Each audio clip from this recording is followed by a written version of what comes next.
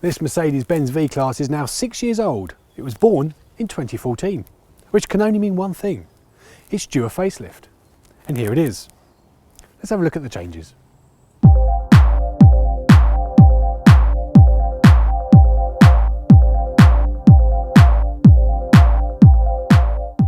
So under the bonnet of this V-Class is a rather lively 2-litre 4-cylinder diesel engine, and although I don't like 4-cylinder engines, it's actually not too bad at all. You know, you can really start to progress if you really want to.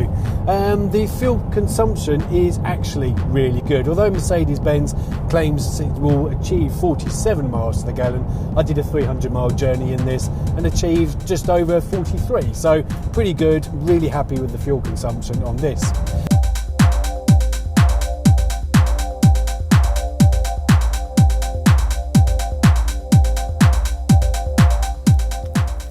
So I've said this before about the V-Class, that it's always good to have the seating options where you can, you know, take these seats out, flip them around and have a conference setup. It's great to have the options. I wouldn't want to be doing it all the time, so you really need to figure out what your clients really want and try and stick to the same setup, because it is a bit of a faff to keep taking the seats out. Although they do make it very easy, all the seats do slide and tilt very easily, but it's not something I'd want to be doing every day.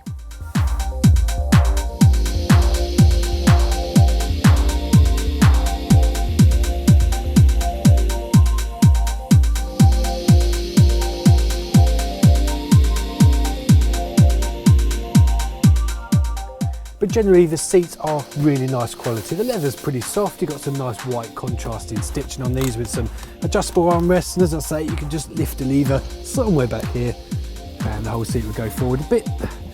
Yeah, I wouldn't want that to fall on someone's foot when they're getting in or out, but it's quite a bit of, you know, it's a bit of a lump, isn't it, of seat there. But you know, generally you've got loads of room in the third row of seats there, plenty for 3 adults, not children, so that's really, really good. So that just clips back down, really heavy seat. Adjustable armrests, do have air conditioning settings in the back, so yeah, it's actually a really nice place to be.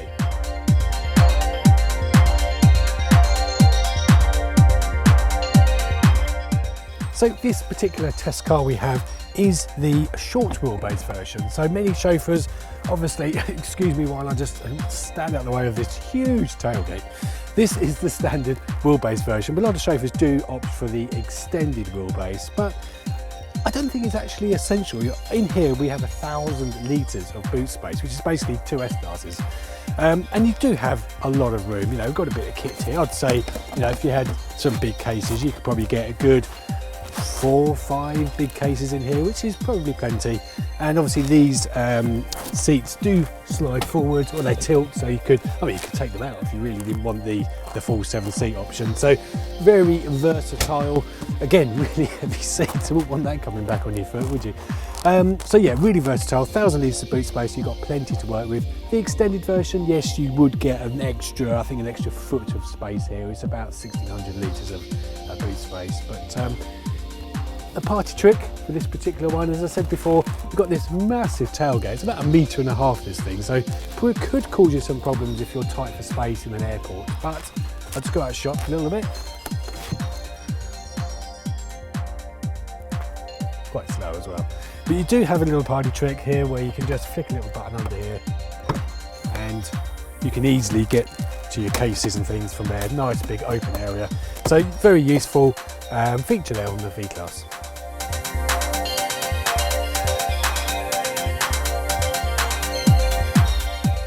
Couple of gripes, of course. There is the flappy paddle gear change levers on the steering column, which just don't work, to be completely honest. I mean, they're designed for if you want to make progress, you can take control of the gears, but when you do that, it just doesn't really allow you to change up or down. It just does its own thing, so don't waste your money on that option. Also, this V-Class is running on 19-inch wheels, which does make the ride a little bit thumpy on the back end. So again, try not to go for the 19-inch wheels. I'd like to see a little bit more tyre on those wheels. Let's face it, the Mercedes-Benz V-Class is pretty hard to beat if you're looking for a people mover within the chauffeur industry, but it comes at a price. This test vehicle starts at £55,000.